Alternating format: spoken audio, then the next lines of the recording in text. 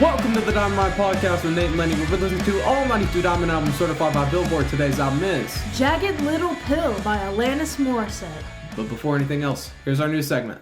And welcome back to your music news. First off, Till I Collapse, I'm spilling... No. Okay, hold on. Till I collapse, I'm spilling these raps. Yeah, hold on. Okay. Now we're going to restart. And welcome back to your music news. The Eminem Show turned 20 years old, and there is an expanded edition that is now out. Andy Fletcher, the keyboardist and founder of... Oh my god, I always mispronounce this. How do you say this? Da Peche.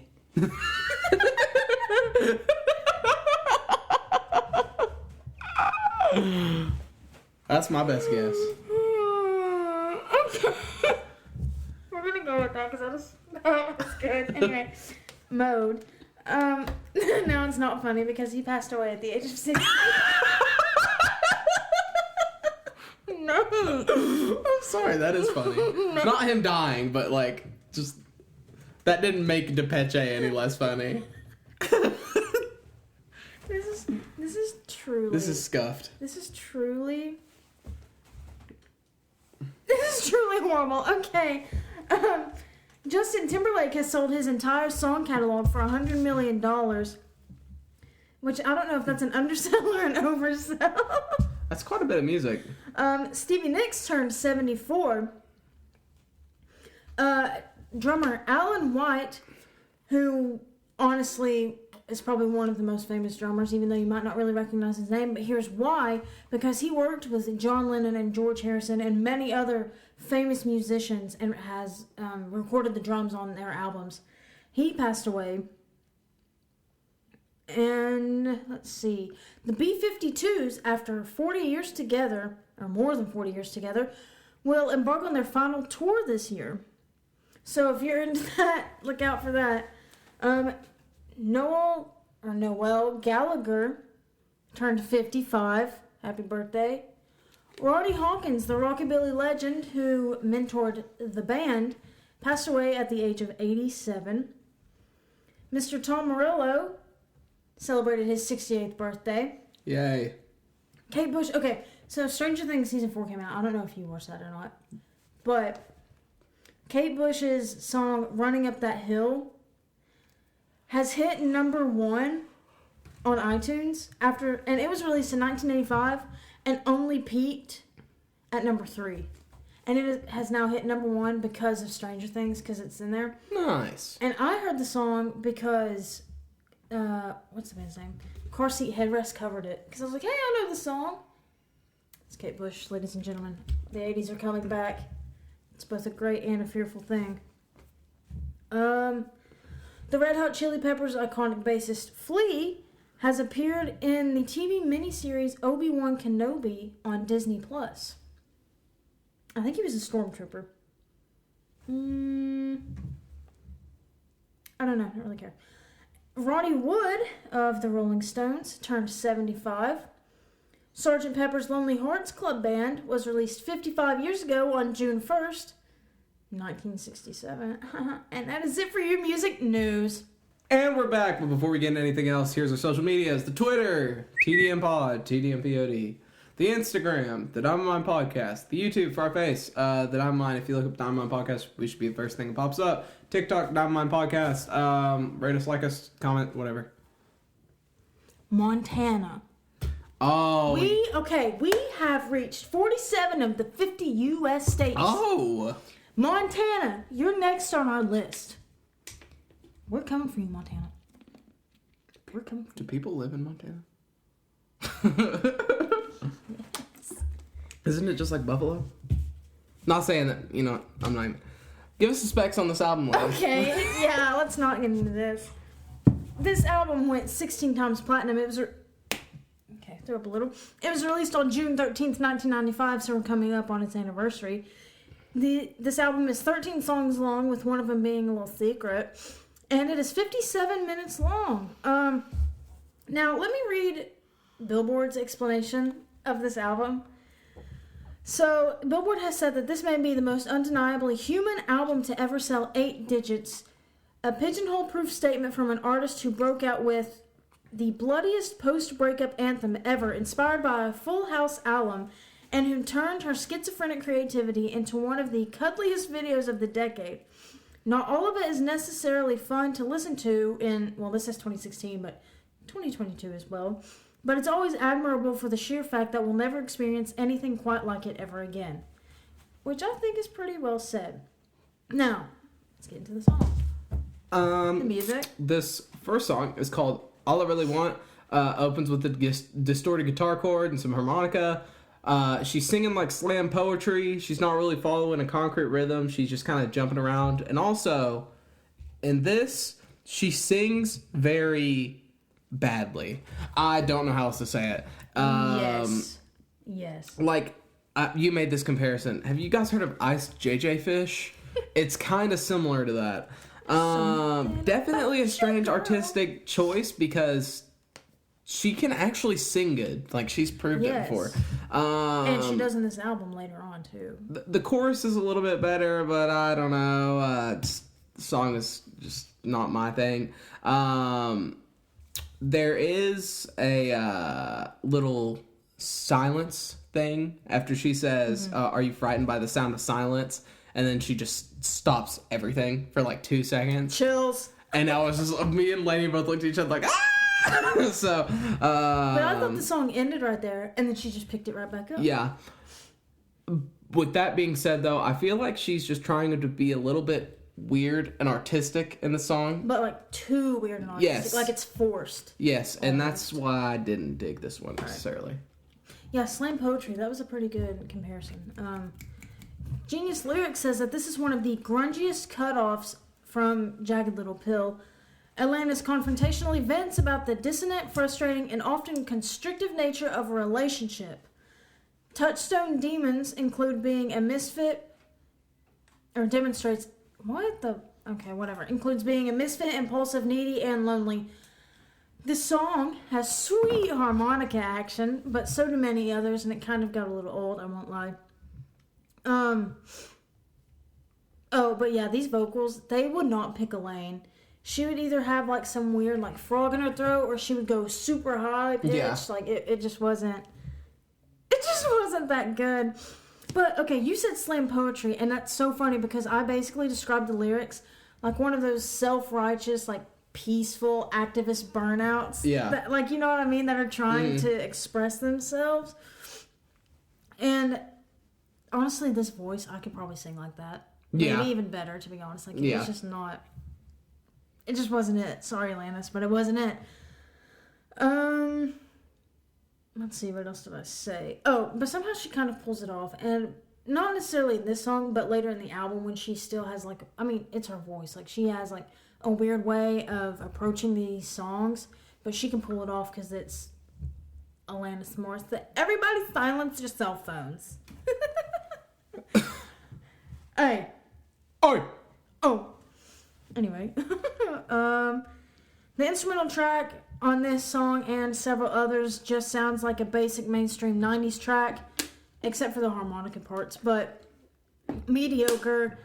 And Nate mentioned the silence already. I'm not going to harp on that. But strangely, she kind of hooked me. And I'm here for the music, and I'm looking forward to more, especially because I know what's coming up. Yep.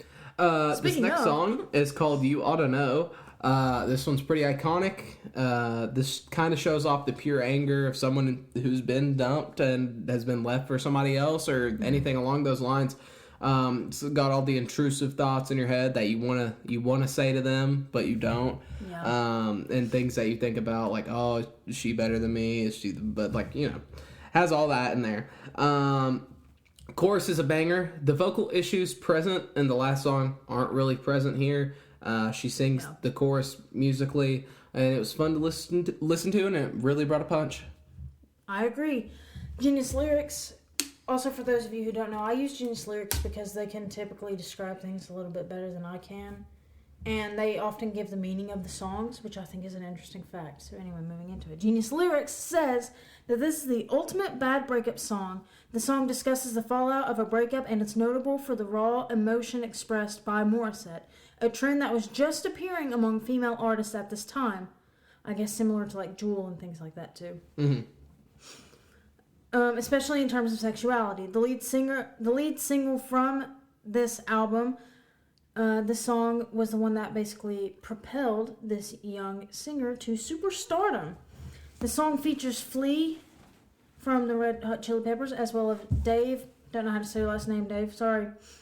And from Red Hot Chili Peppers and Jane's Addiction. Yeah. Respectively on bass and guitar, of course. The song received 2 Grammy Awards and was nominated for a third.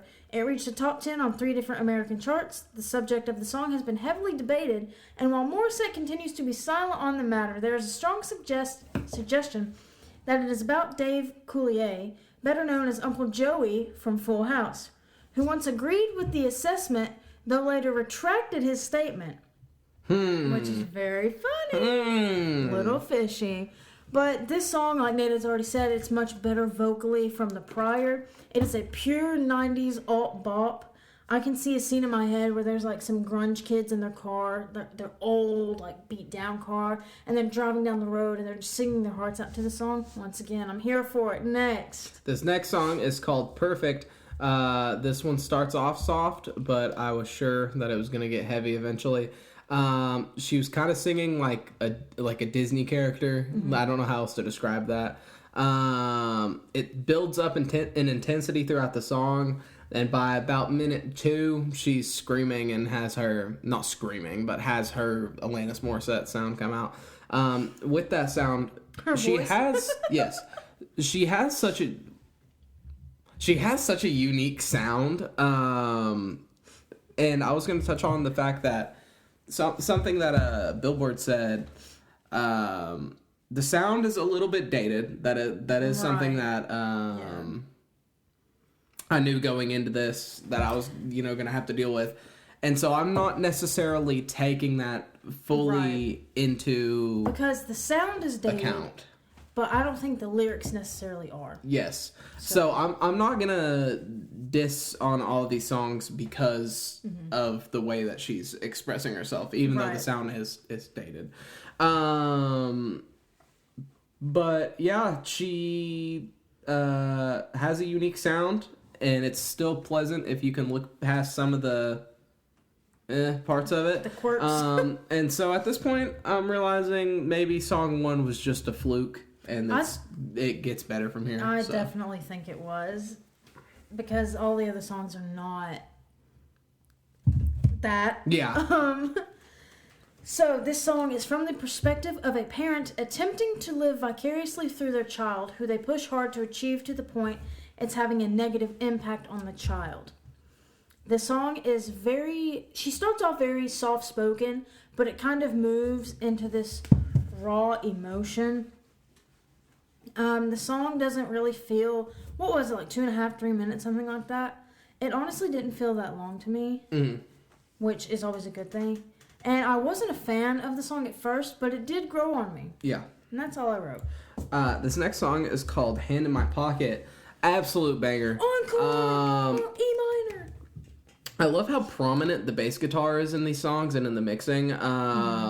They're just thumping along, and it tags along with her high-pitched voice. We did listen to the remastered version, so I don't know if that's... Oh, yeah, that might be something. Because of that, or if that's how she actually had this produced. But Buddy is just thumping along, so shouts to you, bass man. Yeah. I love how every time in the song, her hand is doing something different. Like, giving a high five, a peace sign, flicking a cigarette, hailing a taxi. There was one more, I think. A 5, peace sign, cigarette, taxi. I can't remember.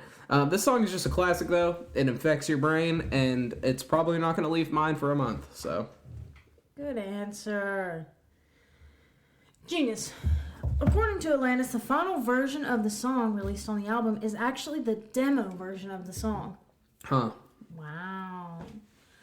I basically didn't have any negative commentary because I like the song no matter how much people hate it, or no matter what they have to say about it, even if it's not like the best vocally or instrumentally, it's just pure, like, I wouldn't say genius, but just super smart. I would love to hear a faster paced version though, or maybe just like a pure rock cover of the song, which probably exists, but I would love to hear it. This next song is called Right Through You. Immediately, of course, ripping, the overdrive turns on in the guitar, and it just really goes right through you, with an almost screaming tone. Man, I'm just trying to, like, have fun and, like, make the podcast fun for everybody to listen to. You just don't hit me like that. I love how she's almost, I think I worded this nicely. She's, like, spitting venom with how she says some words sometimes. Like, she's very, like, she enunciates bitter, so hard. yes, it is bitter. She is definitely very angry. Grunge and you queen. see that through the music. Oh, yeah. I like this one pretty good. I think if this is the one I'm thinking of, then I did as well. Is that all your notes? Yeah. Swiggity. Right Through You. Again, from Genius. This is about the subject of this. Oh, yes. Okay. This is about the subject of the song Hands Clean of her 2002 LP, so they share the same whatever. Okay, this was written looking back on an affair and long-term relationship that 14-year-old Alanis had with a record industry executive. Dang, that's crazy. Like, that's like freshman in high school. Maybe sophomore, depending on how old you are. No, if you're 14, you could be in 8th grade. Because you start. No. I was the oldest in my class in 8th grade, and I was 13. No, I was the oldest, or I was one of the oldest, and I was 14. Because you were 14 in 8th grade? Yes, because you turn 14 and 15 in freshman year, and then you start driving sophomore year. I was 14, yeah. So either an 8th grader or a freshman. Yeah. Speechless. Sorry, I didn't mean to hit you that time. Okay, anyway. Oh, and Alanis was later dropped from the label where she had been a child star in Canada because her music was moving in a more mature direction. She then moved to LA to make Jagged Little Pill. Pop off, queen. Isn't that crazy? And this is addressed throughout the song, specifically in verse 3, where she talks about, I don't know, you can look it up, I don't care. But I believe that this is another powerful song from her, and the guitar, instead of it being just a basic, like, backtrack, basically, minus the bass, we love you, bass, but the guitar finally, like, matches her every step of the way in the song, and I greatly appreciated that. And I will say that, not only in this song, but every single song, she does, and they kind of touched on this already, but she does bring the emotion, and she writes her own music, and yes, I agree, it is in a rather, like, mature and very straightforward way, which I respect. And I feel like I haven't commented on that in a while. I have in the past, because either people haven't written their own songs like this, or it's just been something that you could kind of easily overlook and not really appreciate. Yeah. Or maybe there's just other aspects that overpower the fact that they write their own music. But I think real artists write their own music, and I will die on that hill, personally. Rimmed it. Close. I feel like you've said that in the past, like, 3 podcasts. Yeah, because I've rimmed it the past 3 podcasts, man. But anyway, I respect her more for that. Next. This next song is called Forgiven. Definitely some religious themes here. For sure. Lots of use of the key phrases, like stuff's happening on Sunday, and she says hallelujah and stuff. I really like how angry she is in this one. Few people can display anger like she can. I love anger in music. Yes, I think it's something that I say this very loosely because there is plenty of anger in the world, and I do not want more anger in the world. But in the music industry, I think people should show their emotions a little bit more rather than just being bubblegum pop and doing what they want to do like that. I like anger in music, not when it sounds like death metal and they're always angry, but when you can, like, truly feel it, and it's just like, it's their therapy, like they're venting, and it helps you to express it. Eminem does it pretty well. Yeah, he does. I think we mentioned that in our episode. Go check it out. But that's one reason I do like him, is because he can do that very well. And it also helps people who listen to actually, like, get that aggression out as well. And it's not something, like, I feel like you don't spread hate through that, because she's not saying, like, go do these horrendous things. Like, it's just like emotion, like how you feel, because we're human, and like that's everybody feels like that. So yeah, I agree with your statement. I like this one because I really like when people, and I'm gonna go into this, but like tackle the man, like in the sense of like, when I think of the man, I either think of like a big corporation, like the government, or well, she's talking about the Catholic Church. Religion. Yeah. And people that just aren't afraid to take that leap, because that can get you like pretty messed up in a lot of places if you're challenging. It's a very difficult topic. Yes, it's a difficult topic, and when you can just go head first into it, yes. I can just really appreciate that as an artist. This one was good. I dug it. Ginny's lyrics, they have a long one, so bear with me.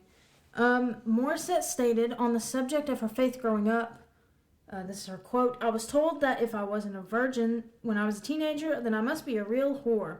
I believed that if I had sex, I would be damned in hell forever." End quote. The Catholic faith, when, this is in parentheses, when misgiven, whatever, has the capacity to damage the youth, but that practice it often by establishing guilt that they must confront and confess, because they have their confession chambers or whatever.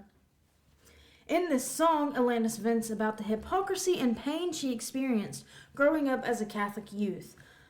Okay, me personally, I will not comment on the Catholic Church. I'm not Catholic, by the way, but I'm just gonna reroute myself slightly, you know. But after like reading what the song was about, and then listening to it and reading her lyrics, because we listen and read her lyrics at the same time, so we really get the full effect. I mean, yeah, that's a very, obviously it's a real circumstance in society, right? But like in general, it's not just the church, but I feel like that was a very personal and raw thing about her describing being a woman versus being a man kind of world. And I understand that all of her songs are personal and real and dramatic and everything like that, but this one, like, you could tell had a very special place that was like stabbing her in the side, that kind of thing. Not to have an allusion to Jesus Christ with that. I didn't mean that one. Funny how things are. Oh yeah, I didn't even think about that. Yeah. Anyway, we can move on. Pickle Rick. Rick and Morty. Hey, Rick and Morty. I'm not gonna edit in Pickle Rick and just have you do that as the break. And we're back. So this next song is called "You Learn." She says that she recommends walking around your living room naked, and I also recommend that. It's probably very freeing just having your sack of taters hanging out in the wind like that. Your mom with the dog cameras. Yeah, we have dog cameras though, so I just keep it to my room. But what I get from this is no matter what you do, you learn. And I said that satirically at first, but I guess that's actually something you can take away from that. You learn something from everything. The voice is a little bit too over the top for me in the verses. It kind of goes back to that first that style we had in the first song. Not fully, definitely not to that extreme. We don't go back to that extreme for the rest of this album. But I like the little ad-libs in the back during the pre-chorus, and the chorus itself is just okay. Nothing made this song necessarily hit super duper hard. 5 out of 10, 6 out of 10. It's not horrible, but Alright, that's fair. Alright, this song became her third single to reach the top 10 on the US Billboard Hot 100 chart. Lyrically, the song is about living your life to its fullest potential and realizing that things happen in life for a reason, which I also agree with that statement. It's how we learn from those experiences that help us mold into the person we are today. I also believe in that. So yeah, great interpretation of the song. The namesake of the album actually lies in the lyrics of this song, when she says, "Swallow a jagged little pill." Honestly, I didn't... Hey! Sorry. I usually get hyped for the album name drop, and I didn't this time. That's fair. Album name drop! Yo! Okay, you go. That sounded like her on the first song. Honestly, I didn't hate this. Again, wasn't my favorite. I agree with Nate on that. But it was a catchy little, slightly morose 90s anthem. Morose? I thought you were going to hit me with that next. This next song is called Head Over Feet. This one, she doesn't go as hard. Your hand's always over your feet. I felt she held back on this one. The chorus had a lot of potential to just absolutely rip, but it fell a little short in my eyes. My eyes. To me, when an Alanis song is less heavy, it's less appealing. The chorus is definitely going to be stuck in Lainey's head, though, because she was singing along right at the very end. But, yeah, I would have preferred something a little bit more heavy. It's definitely a little bit... it's catchy, though, so... Yeah, that's why it was in my head, because it was catchy. And it wasn't, like, bad. So, you know, as long as it's a 5 out of 10, I'm not yelling at you too bad. The way you said that, it's not bad. Basically meaning it's not good either. Yeah. Okay, so this story tells a tale of a couple who are best friends as well as lovers, in which the protagonist thanks a friend for his manners, love, and devotion. I won't lie. I did enjoy this one, okay? So don't hate me. I don't know. Overall, I liked it. It was catchy, like Nate said, but it was nothing really spectacular or special. We can move on to the next song, though. This next song is called Mary Jane. Like, that's my favorite name. This song is emotional sounding. I like how the chorus, she sings chromatically down on notes and the bass backs are up. Again, the bass is very prominent in the mixing. Don't know if it's because of the remaster or whatever. This one didn't really tickle my brain in that special way, though, that other songs do. And I think it's because the verses weren't really doing it for me. The whole slam poetry thing doesn't, just vibrate my musical muscles. But yeah. that's fine. That something I'm coming to the realization now is that a lot of this album, if it's not like a headbanger, it's just fine. Like, once I look past the dated sound, it's just fine. Mediocrity. And her lyricism is very nice, and I like the anger, but, like, other than that, it's just fine. Was that thunder? What was that? It was either thunder or gunshots again. Well, other than the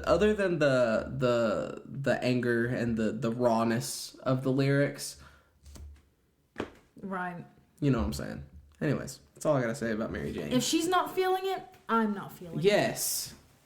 Simply put. So, Genius had a lot to say. I can just scroll if you want me to. It's extremely long. That's what she said. But, thank you. But, so she has a Spotify series. Shout out to Spotify. I'm sorry. But it's called The Real Story of Jagged Little Pill. And she basically describes the song by saying, it was my empathy for the feminine, for the vulnerable, and the self-care, particularly for those of us who are service-oriented and generous, and the orientation of life is to give and ask questions for later. For the people who are in a position of service for their career or otherwise, just a reminder to take care. And it was slightly influenced by a friend of mine at the time, just watching how sweet she was to me and how sweet she was to everybody. And then she would go home at night and be really depleted, and in my case, I would go home and be really depressed. So I just thought there was something that needed to be said about the self-care needing to be upped and the empathy. Being in context with so many narcissistic people, the two qualities that disappeared were curiosity about well-being, like just, like a how are you doing kind of thing. That would never happen for an emotional well-being. That wasn't even a consideration. And then empathy. Often there was just no empathy. So that song was my way of turning it around and singing to myself in a lot of ways. I would often listen to that song on tour and pretend that, quote, woman was singing to me. And throughout the song, Alanis paints the picture of a character who has lost enthusiasm for living, withdrawn from the world, and is sleepless, dieting, and denying herself the freedom to cry in order to appear a certain way that is very different to how she genuinely feels to the objective observer. She is also portrayed as a person making risky choices about their lifestyle to their own detriment and not thinking clearly about the consequences of these decisions before making them. Okay, enough of that review. Me personally, this is a sad song, a powerful anecdote, if you will. I like this. I really did like this one. And there's another cutoff like there was in the first song after she says I love you. And personally, I think that it would have been a great ending for that song, but it continued for probably like another minute. Which that section after the cutoff wasn't horrible, but I think it could have been woven in a little bit differently into the song. But yeah, I did like the song. I liked how that one again. It was kind of like you feel it, or she feels it, you feel it. Made it a lot better. Next. Isn't it funny that we put Roby in the like really short chair, so he looked a lot shorter than us on the podcast? How did we all fit back here? I don't know, bro. Just looking at this right now, we're like taking. Yeah, we're pretty crunched. Anyways, this next song is called Ironic. It's a slapper. My 7th grade English teacher showed me this during class. My mom's boyfriend, though, wanted me to make sure that y'all know there is no irony in the song. Zero irony, just bad circumstances. People hate Alanis Morissette. Like, they think she's horrible. Oh, yeah. He does not like her. The chorus is goated, though. This song just feels like an FU to all the misfortune you can run into in life, and that kind of is this album. It's just a big FU to I'm gonna do my thing. Society. So yeah, Ironic. That's a banger. That's probably the Alanis Morissette song I would show somebody if they asked. Who was your 7th grade English teacher? Miss Crosser. Oh. Yeah. Okay. Shout out to Miss Amelia. Amelia Crotzer, that's a stage name right there. Yeah, it is. Ironic. This describes some peculiar and unfortunate situations, and it went on to be nominated for Record of the Year at the 39th Grammy Awards in '97. Its music video was also nominated in the same Grammy Awards for Best Music Video Short Form. But I bet that whole didn't even win. It would have said that she won. She didn't win. Sorry. Anyway, the song is well known in popular culture because it sparked a long-running debate over its title and how it relates to the situations in the song. Ironic also triggered many literary discussions over its meaning, its, deeper sense, and also over the very definition of the linguistic device that we all call irony. When asked about the song in an interview back in 2014 for the Huffington Post, Alanis demonstrated her knowledge on figures of speech by replying, "There are a lot of people that have shame around being stupid, and I did too. It was embarrassing to have the planet basically say, 'You're a dumbass.'" Yeah. And at the same time, it is ironic that a song called Ironic isn't filled with ironies. Got 'em. Anyway. Although there are times where I'm grammatically very intense and very perfectionistic, there are other times where clearly I don't care and I make up words and I play with words. Okay, Shakespeare. Okay, Roald Dahl. Okay, Dr. Seuss. Waiting for a train to go or a bus to come or a plane. I'm sorry. That's not Dr. Seuss. That's that, the places you'll go. I know. Do you like reading exam? One fish, two Sam fish. I am. Red fish, blue fish. What's the one where it's like box? Would you eat it in a box? Would you eat it in a house? Would you eat it with a mouse? So would you eat it in a box? Would you eat it with a fox? Would you eat it with your socks or something like that? Like, would you eat it in a tree? Would you eat it with my pee? Okay, Dr. Seuss wasn't on crack.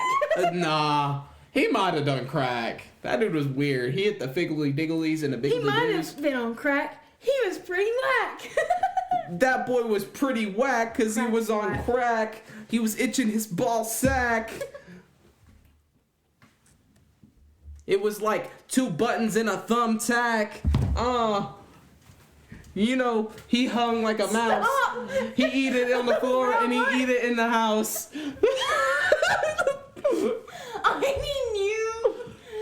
That is probably the most, disturbing. He hung like a mouse. He hung like a mouse. Anyways, guys, I'm going to become a freestyle rapper. I don't know if y'all knew. And they're all going to click away. Comment, no. Anyway. Comment, yes.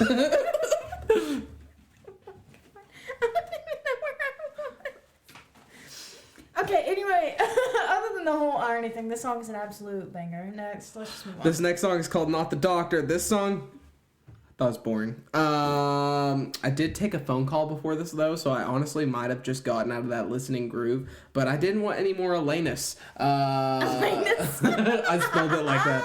Alanus.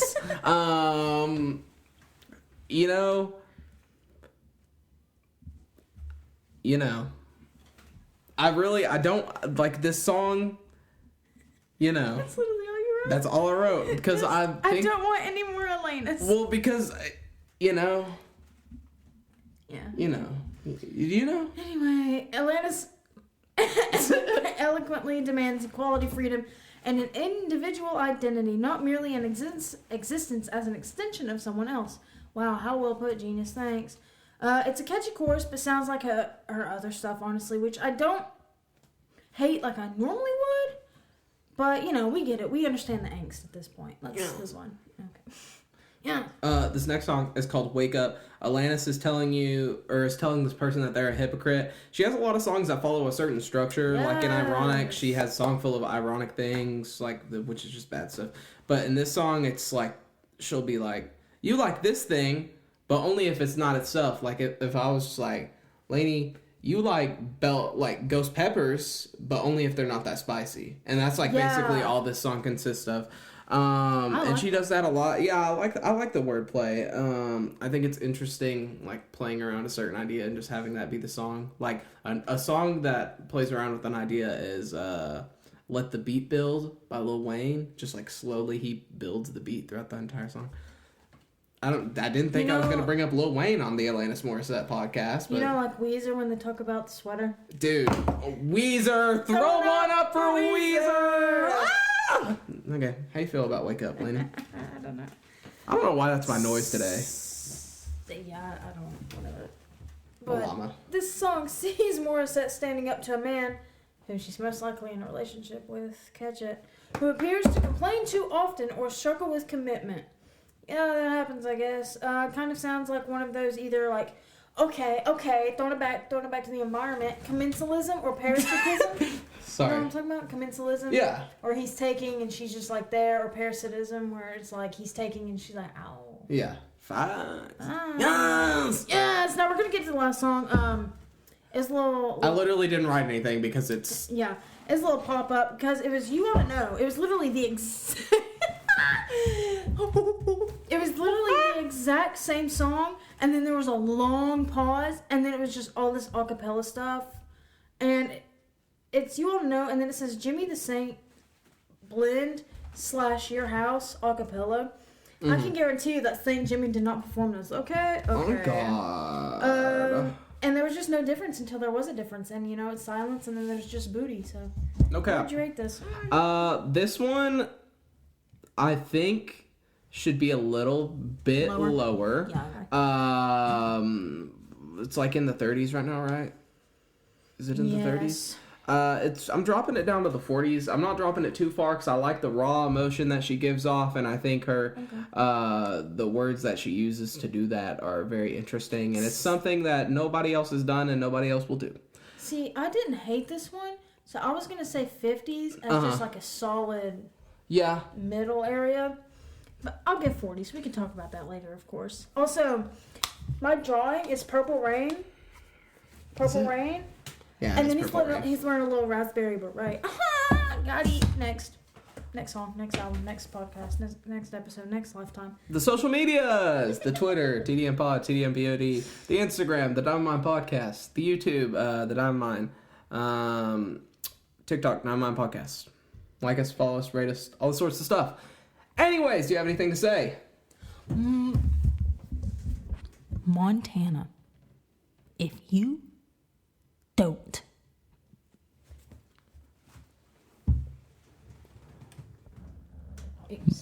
Montana. If you don't start listening to this podcast regularly, we're gonna have some problems. The ASMR. This has been the Diamond Mine Podcast with Nate and Lainey. We'll be back at you next week with Boston.